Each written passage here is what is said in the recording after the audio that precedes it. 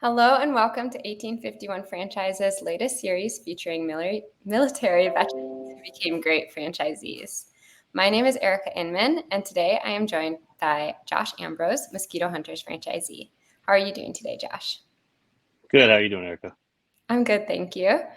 So let's hear a little bit about your background. So how does military service play into your history, and what was your journey from military to entrepreneurship? Yeah, I did 24 years in the Marine Corps, and I retired in 2021. And so somewhere around 2020, I was trying to figure out what I wanted to do next. And I had a buddy that I was talking to about, job opportunities through Amazon's DSP platform, where you're kind of like a franchisee, but you don't really pay all the royalties and everything. And I was telling him about that. And just like me, there wasn't really any territories available where he lived in Atlanta or where I lived in Jacksonville. But he started talking to a franchise consultant about becoming a franchisee for a company. And next thing you know, I started having conversations with that franchise consultant. I was able to then figure out kind of what industry I thought I would want to be in for my situation. And then after I was able to kind of verify the industry or get it down to like two or three, then I started doing a lot of uh, talks with a few of the franchisee or franchisors out there. And then I made a decision which industry I wanted to go in. And I started having more validation calls with current franchisees. And next thing you know, I decided to go with Mosquito Hunters in December of 2020. Went through training at the beginning of 2021, right before I retired. I retired, started the business, and got the business up and running for like the first 5 or 6 months. And then I knew I was going to go work somewhere else. So I started that job. And by that point, I had people and processes in place to run the business. And now the business has grown tremendously with, my team running it. So I have, I started off with two territories. I have four territories now. I have four four vehicles out there on the road.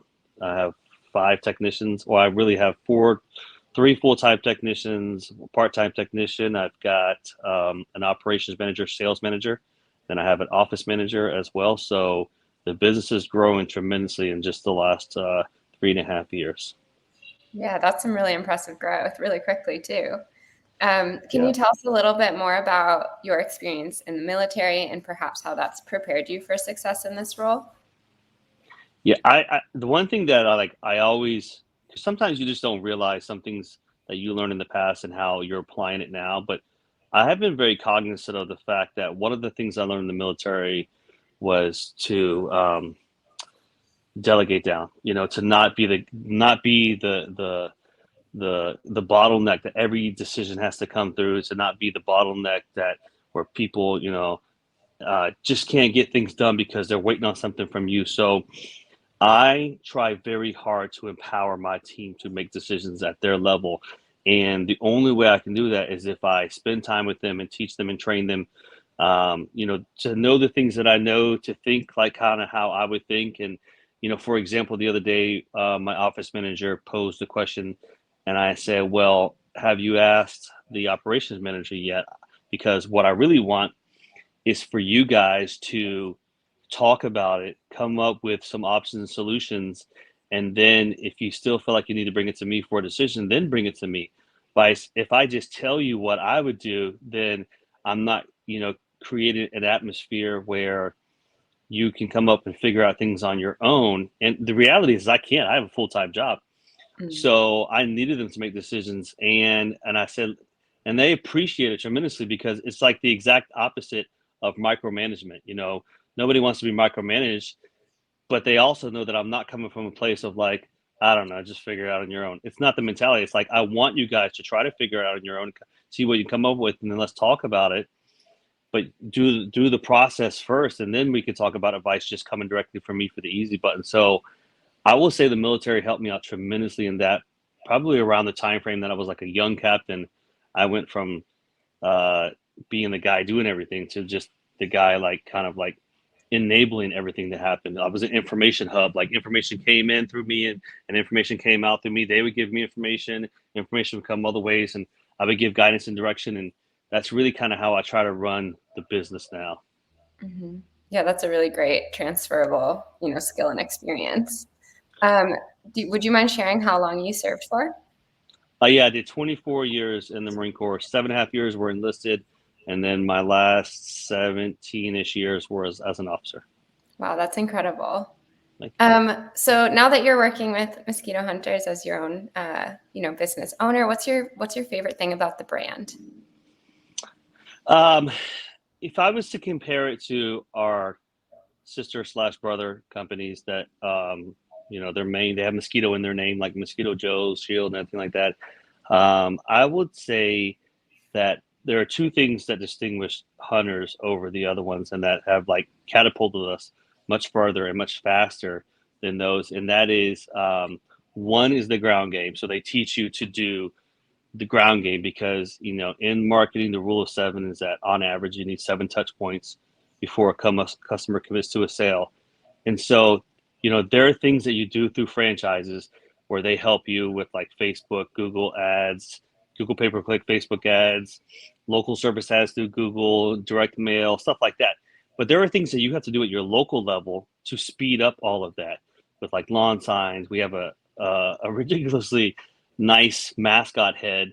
I call it like Disney World grade type mascot head that we will go do. We'll park at a busy intersection and wave at customers. We put out a lot of door hangers, lawn signs. We have different sizes of lawn signs depending on the situation.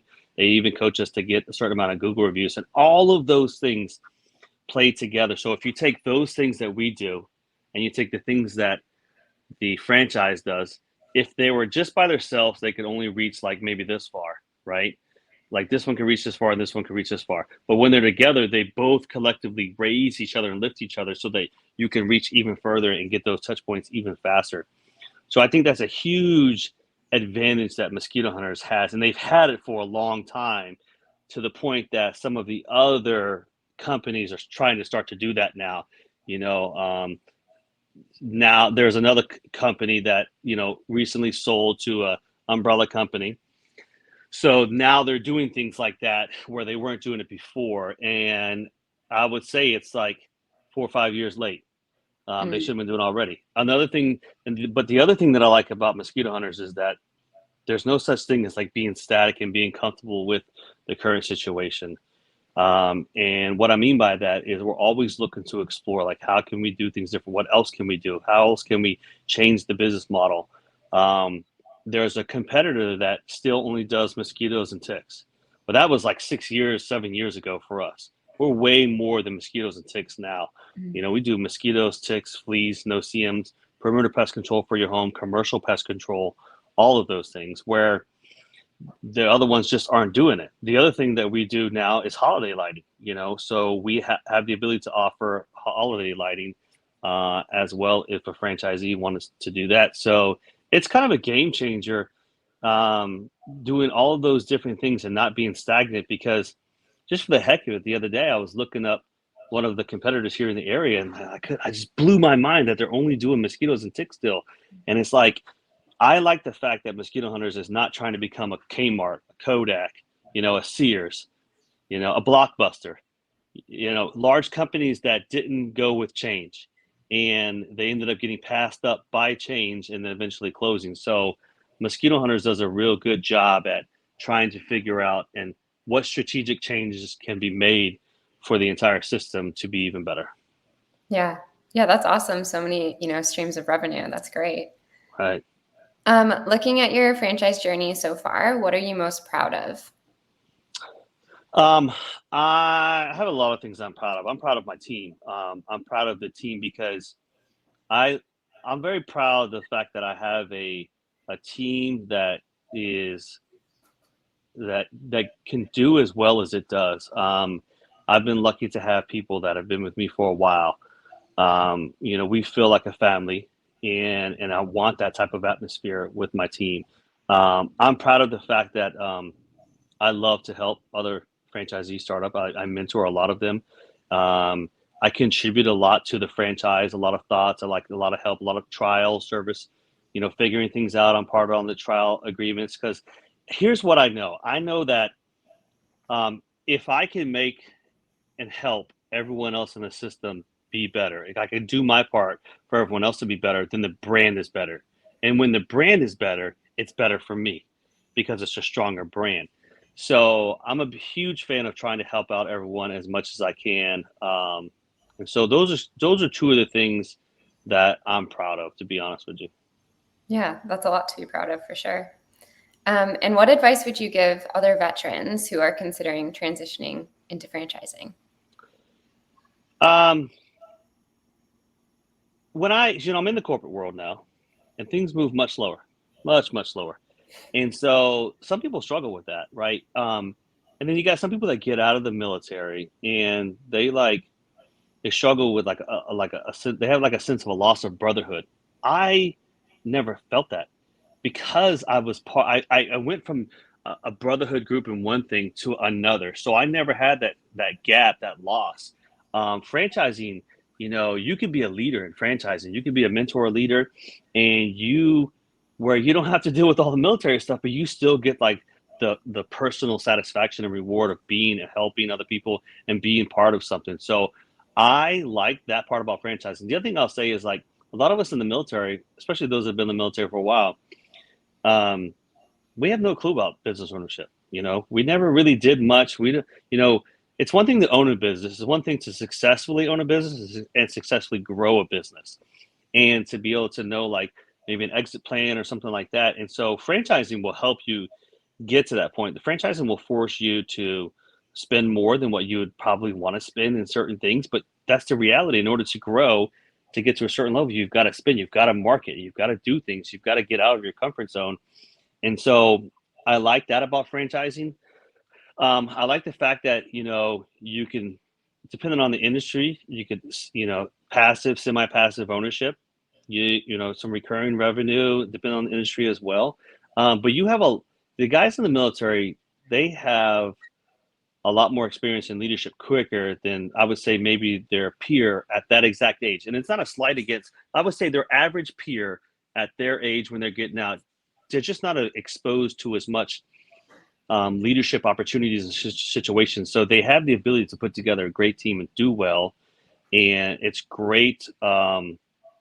It's great, because the majority of veterans come out, it's well known.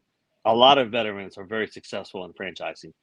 And so, as long as you have that determination like you had while you're in the military, you can set your family up for success and start to build generational wealth and build an empire that you can either hand off or sell, and while simultaneously getting personal satisfaction. So I'm a huge fan of it. What I would say is a lot of people might be like hesitant, because they've never, and I was that guy. I didn't have I didn't come from money where business ownership may have been easy, and I never really had like an entrepreneurial mindset. I never was like, oh, maybe I should own a business in this. That wasn't me. I always kind of took the safe route when it comes to pay, which was the military. It's a constant paycheck. It may not have been safe for my life, but it was at least a constant paycheck. And so it was a little I never thought, basically what I'm trying to say is I never really thought I would be a good business owner, or like I was meant to be a business owner, until I became a business owner. And looking back on them, I'm glad that I never really closed the door on any opportunities. Like I would at least listen and hear out, and then make an informed decision if it's right for me. And if I had not done that, I would not be where I am right now in the franchising and growing the business, and having another source of income that eventually I can just sell, pay off my home or something like that. So I would not have done that if I would have like, I don't want to do that. That is, it's like going to college. The hardest step is the first step. The Mm-hmm. hardest step in the franchise. Just take the first step and just listen, and then find out. Maybe you may find out that like, oh, I might be able to do this. Yeah. Yeah, that's some really awesome advice. So thank you for sharing. That's all I had for you today, but thank you for joining us, and thank you for your service. Yeah, thank you.